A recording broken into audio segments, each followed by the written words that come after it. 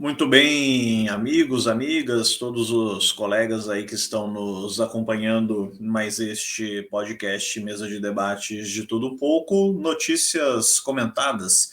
André Bom Tempo aqui trazendo as informações, dando um panorama da semana, né? Aquele resuminho de alguns pontos que a gente achou necessário aqui estar pegando, né? Falando e abordando. Eu queria começar aqui, primeiro, tudo bem que após essa última eleição, né, essa última chamada eleição geral, não era de se esperar muita coisa. Mas lendo aqui no Instagram do Brasil Fed Covid, o, falando aqui sobre o Nicolas Ferreira, né, que infelizmente a grande celebração, né, a grande vitória dele enquanto congressista, né, enquanto um parlamentar, é barrar projetos aí dos outros, enquanto ele próprio não faz mais porcaria nenhuma, né? Ele e toda uma geração de blogueiros de extrema direita aí, do qual ele surgiu, né? E infelizmente, pelo menos, a menos que algo, né, mude drasticamente, teremos que pelo menos por mais 4 anos, né, três anos e pouco aí, aguentar esse tipo de figura. Mas é isso, né? Vamos aí tocando o nosso barco. Falando em Nicolas Ferreira, né, e bolsonarismo, uma nota que achei curiosa, que o ex-presidente Bolsonaro disse a aliados nos últimos dias que seu plano político é de se lançar candidato a senador em 2026. Com isso, ele vê a possibilidade de liderar um bloco numeroso na casa, formado por parlamentares identificados com ele. É, no caso, né, ele está até pretendendo se lançar por outros estados, não necessariamente o Rio de Janeiro, porque a intenção seria deixar o próprio Flávio, né, se destacar, tentar a candidatura aí pelo Senado, enquanto Bolsonaro tentaria por outro estado de forte pujança, né, de forte vibração bolsonarista, onde teoricamente não haveria grandes dificuldades aí dele, teoricamente, vencer a eleição. Meio aquilo que o Sarney e a Rosiana Sarney faziam, né? Ela ali no Maranhão, sendo eleita senadora, e o Sarney no Amapá, estado que ele, digamos assim, ajudou, né, a surgir, ajudou a fundar e acabou aproveitando a deixa para poder se eleger senador por lá, sem atrapalhar a carreira política dos filhos no que seria, né, o estado, entre aspas, adequado, né, o estado correto para ele estar se destacando. Em resumo, se a situação política fosse outra, se a pressão política fosse outra e não um mero apaziguamento, não apenas uma tentativa de agora estamos em outro momento, né? E achar que o bolsonarismo naturalmente vai ruir, né? Vai cair com as próprias pernas e agora o negócio é outro, né? Agora o presidente é outro e num outro cenário, Bolsonaro não deveria nem estar falando, cogitando ou sonhando aí em futuros cargos políticos, né? Talvez ele pudesse estar pleiteando a presidente da cela de cadeia em que ele estaria, né? Esse talvez numa outra situação seria a única, o único a única eleição que ele deveria, de fato, aí tá disputando. Mas fazer o quê, né? São questões aí que a gente precisa levantando e colocando. Em paralelo com essa pegada, né, com esse fato aí do bolsonarismo ainda estar forte no Brasil e, consequentemente, planejando e replanejando formas de se reerguer, atrapalhar e continuar fazendo aquilo que sempre fez e bem sabe fazer, ainda tivemos aqui a nota que chamou muito a atenção da população, né, de uma forma geral, e que está sendo muito distorcida por parte da imprensa e também dos bolsonaristas de uma forma geral, que é o fato do ministro do Gabinete de Segurança Institucional do Lula, né, o general Gonçalves Dias, que auxiliou, né? Inclusive tem vídeos aí mostrando que ele não, além de não interferir, ainda chegou a colaborar com aqueles atentados chamado 8, do chamado 8 de fevereiro, né? Toda aquela lambança, toda aquela bagunça, enfim, aquela tentativa, eu não vou aqui chamar de uma tentativa, aliás, do 8 de janeiro, né, perdão, todo aquele ataque lá no 8 de janeiro, né, por parte aí de bolsonaristas raivosos que tentaram. Eu acho que não dá para a gente falar em golpe, né? Seria um pouco forçar a barra. Você pegar 10 ônibus com um bando de gente doida aí, gente problemática, e paga, né? Diga-se de passagem, não vamos esquecer desse detalhe, né? Quem é que, afinal de contas, pagou aí para essas atividades e fizeram o que fizeram, toda aquela situação, e sequer foram impedidas de fato, né? Falou-se aí do governador, das forças de segurança, e agora descobriram, né, que inclusive um ministro nomeado por Lula também foi envolvido nessa história. Ele já era parte aí, sinceramente, em nada isso me surpreende, só que tentaram usar isso como uma maneira de dizer que tudo não passou de uma armação, que o PT estava por trás do 8 de janeiro, que o Lula estava por trás do 8 de janeiro, né? Teve até alguns grupos de esquerda ironizando, né? Nossa, então o Lula tentou dar um golpe contra ele mesmo, né? Que curioso. E, porém, esse ministro, né, que inclusive foi afastado aí, ele já vinha da chamada banda podre, né, de um grupo aí de ministros, no mínimo, estranhos, em que pese nomes um pouco mais interessantes que o atual presidente Lula tenha chamado para compor o governo, porém, a gente sabe aí de algumas figuras, vide esse próprio entre aqueles que são inclusive do União Brasil, né? Partido esse que tem nada mais nada menos que o senador Sérgio Moro e o deputado federal Kim Kataguiri, inimigos declarados do atual presidente Lula, mas em nome da governabilidade, né? Em nome da conciliação de classes, acaba que tudo é mais ou menos aí permitido. E quem leva, né?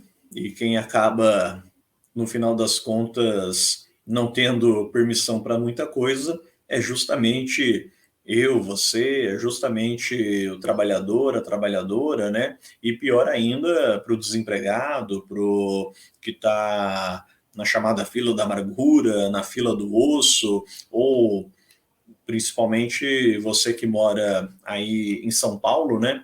Claro que eu poderia citar qualquer outra cidade, inclusive São José dos Campos, mas vocês devem estar andando aí no centro da cidade, né? Vendo toda a situação de mazela social, vendo todo o problema que já não é de hoje, né? E se intensificou muito por conta dos descasos durante a pandemia, né? E ainda se perpetua. E o prefeito de São Paulo, né? Com todo respeito, mas para mim é um poste, né? Esse sujeito agora querendo adotar algumas medidas, inclusive lembrando bastante como era na época do Kassab, algumas ideias, né, alguns projetos anti-mendigo, né, anti-pobre, para supostamente não incentivar que aquelas pessoas permaneçam na rua, né? Não incentivar que a pessoa naquela situação permaneça naquela situação. Porém, não se trata de incentivar ou fazer com que a pessoa permaneça naquela situação, mas aí vem a questão, né? O que é que o poder público de fato está fazendo para salvar e tirar essas pessoas dessa situação? Bom, a rigor, nada é feito, né? E eu nem espero que faça. Então, o mínimo, né, de trabalhos como o padre Júlio Lancelotti, entre tantos outros, fazem para, pelo menos, dar um mínimo, né, de dignidade para essas pessoas, fazer com que elas lembrem que alguém ainda está por elas, né? Fazer com que elas lembrem que, apesar de tudo, elas ainda são seres humanos, já que o poder público assim não o faz, pelo menos esses grupos de alguma forma tentam fazê-los, né? E aprofundando essa questão, né, diga-se de passagem, a gente nem deve esperar mesmo que governo A, B ou C vá fazer de fato alguma coisa, né? A gente, inclusive, não acredita que a saída para situações como essa miserabilidade que o Brasil vem enfrentando, que grandes cidades vêm enfrentando, e também situações como Cracolândia, entre outros, vão ser resolvidos por governo A, B ou C, né? A questão deveria passar por outro ponto, por outro aspecto, por uma luta, né, um processo de luta aí da esquerda de uma forma geral, da classe trabalhadora organizada de uma forma geral, mostrando que o atual sistema, e acho que tudo isso aí que a gente está vendo é a prova, ele não vai de fato mudar a situação, né? Na verdade, a situação assim está justamente por causa dele. E, claro, né, eu entendo o lado daqueles que apostaram as fichas no atual governo federal, na atual política, para pelo menos, se não resolver, mas pelo menos reduzir isso aí que a gente está vendo, mas é bastante discutível, viu? Como a gente já disse, e sempre vamos bater nessa tecla, né? A política de conciliação de classes, ela acaba sendo bastante perigosa e, pelo que a gente já tem percebido, né, até mesmo ineficaz. Falando em conciliação de classes, estava agora conversando aí nos bastidores, né?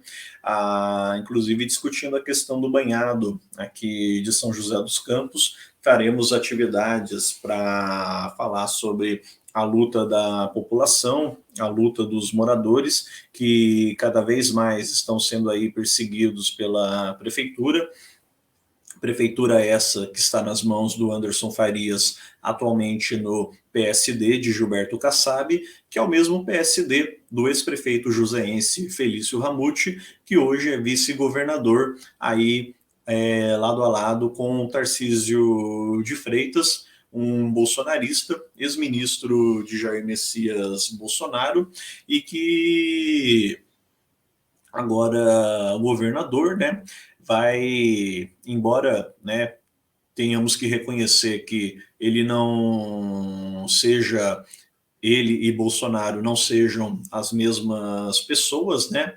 Mas a política, de uma forma geral, é a mesma e se estabelece.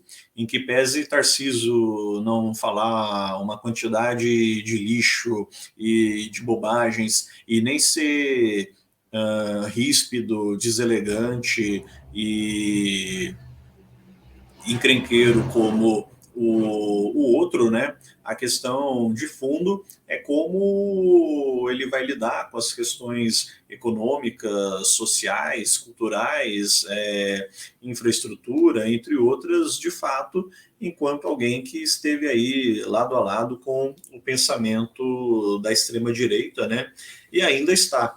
Diga-se de passagem, esse mesmo pensamento acabou fazendo com que, devido às parcerias, né, trouxesse Felício Ramute para o seu lado, alguém que, enquanto prefeito, uma das principais bandeiras, né, uma das principais lutas, com tantas coisas para serem feitas na cidade, para serem feitas em São José dos Campos,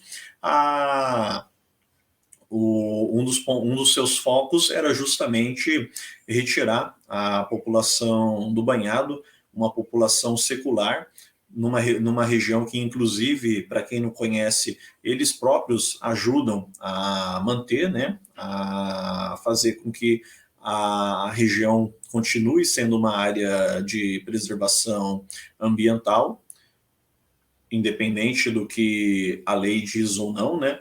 Mas eles, enquanto população local, fazem a parte deles e apenas querem um bairro, né? Apenas querem uma regularização, uma estrutura com dignidade para continuarem ali vivendo. Mas não é isso que o PSD de Anderson Farias e do vice-governador Felício Ramute, abraçado aí ao republicanos do governador Tarcísio, né, infelizmente querem.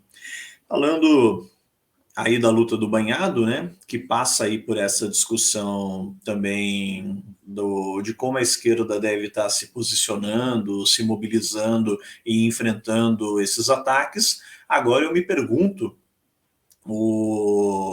para o 1º de maio, né? Estamos aí no dia 21 de abril, porém já chegou a notícia também essa semana, da qual eu juro que eu tive que ler umas 2, 3 vezes, principalmente o título, né? Porque eu juro para vocês que eu não estava tendo certeza do que é que eu estava lendo, né? Acredito que o Guilherme deve ter tido a mesma sensação do que eu, né? O Ulisses também, entre outros aí, creio eu, né? Enfim, tive que ler várias vezes aí para ter certeza que era aquilo que eu estava lendo. Que as centrais sindicais, só um adendo, né? A gente sabe que não é porque é uma central sindical que é de esquerda, é comunista, é o caralho. Não necessariamente. Mas, independente disso, considerando o processo de luta pelo qual nós estamos, de mobilização, e querendo ou não, centrais sindicais como CUT, CGT,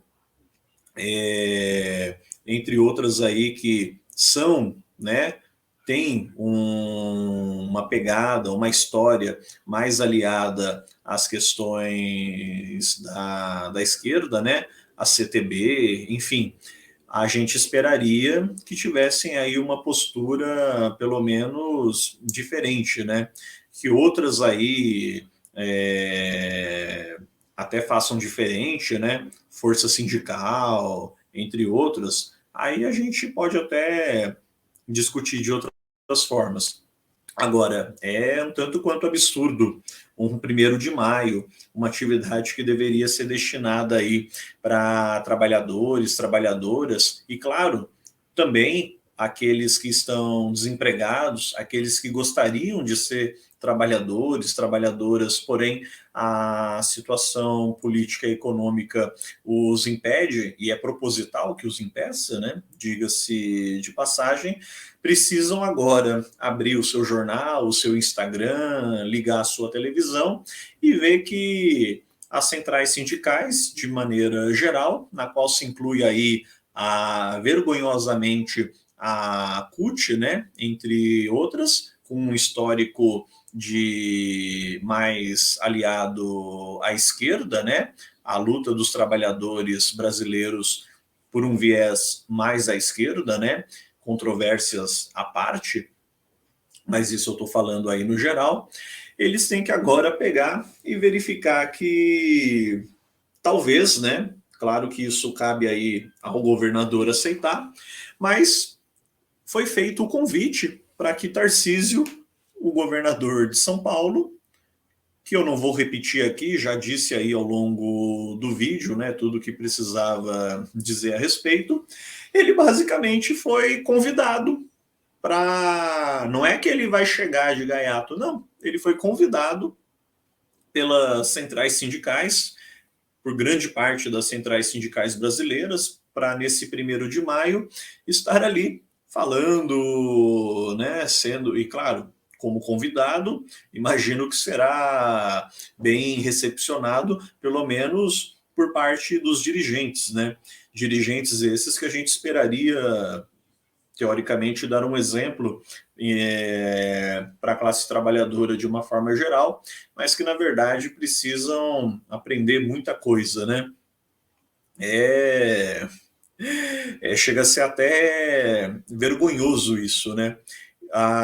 Eu lembro quando o PT era governo, a gente já questionava quando chamavam membros do governo, mesmo de um governo com caráter mais progressista, como era aí Lula, Dilma, entre outros. Agora, você pega o governador Tarcísio, com todo o histórico que a gente já vem falando aqui, da situação do banhado em São José dos Campos, de situações semelhantes em tantos outros locais aqui do estado de São Paulo mesmo.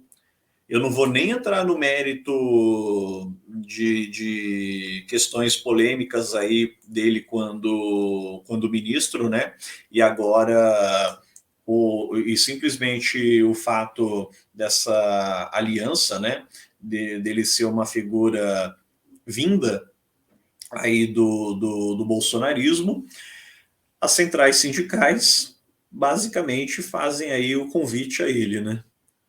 Aí eu acabo lembrando daquela cena do Tropa de Elite 2 que o comandante lá, o Capitão Nascimento, pergunta pro subordinado dele, né? Eu não entendo essa sua capacidade de fazer merda, né? Foi a vontade que eu senti após ler a notícia, né?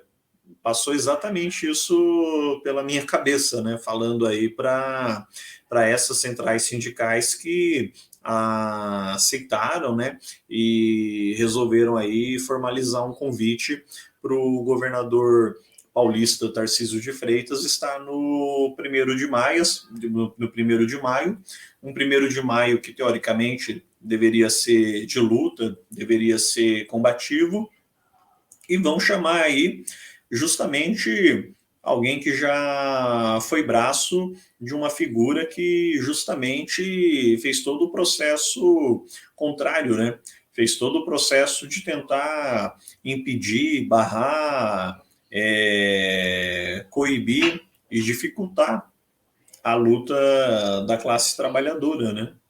Alguém que diz aí abertamente sobre o anticomunismo, sobre perseguir comunistas, saudar militares, como foi a figura nojenta do Ustra, que, aliás, diga-se de passagem, né, essas centrais sindicais estão basicamente repetindo aquele cenário patético, principalmente no período militar, quando haviam aí eleições, atividades, entre outros eventos por parte dos sindicatos, e os pelegos, as direções sindicais à época, acabavam tentando mostrar que o governador era boa pessoa, que os políticos do regime eram boa pessoa, que era tudo uma questão de tempo, que a parceria era importante, que a ditadura não é tudo isso que estão falando, e basicamente cercear, né?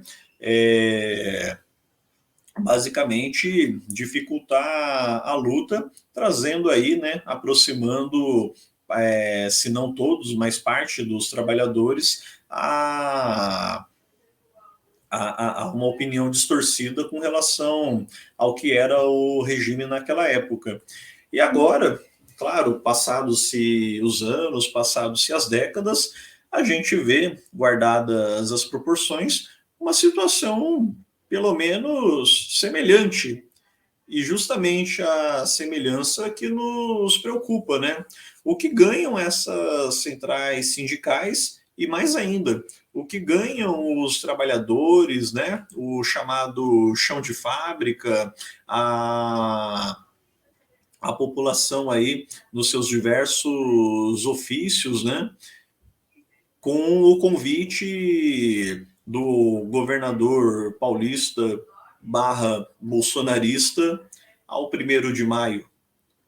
Há um 1º de maio que, como a própria data diz, né, deveria ser de luta, deveria ser combativo e justamente questionar todo o sistema esse que o próprio governador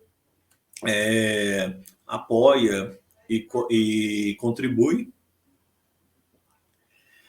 é realmente questões que precisam ser aí deveras discutidas. E pergunto, né, colegas aí do PT, PCdoB, PSOL, como que vai ser no 1º de maio? Na hora que o homem, vamos supor, realmente aceitar o convite, né, subir no palanque lá, vai ser beijinho, vai ser aplauso, vai ser vaia, vão aceitar de bom grado? Ah, mas é o governador. E daí?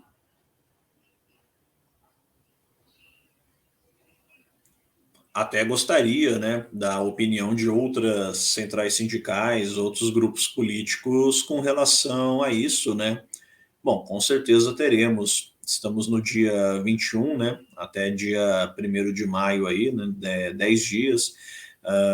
Com certeza vamos ouvir muito sobre essa situação, que é, no mínimo, né, para não dizer outras coisas, patética. Ah, mas você está sendo muito radical, né? Bom, eu acho que vi de tudo que a gente viu nos últimos 4 anos, né? Isso para não ir muito longe. A situação meio que exige, né, que a gente seja radical, até porque eu não me considero uma pessoa radical, né? Mas o radical, apesar de ser usado, né, empregado aí de uma forma chula, ele não, em si, ele é justamente o que realmente deveríamos todos sermos, né?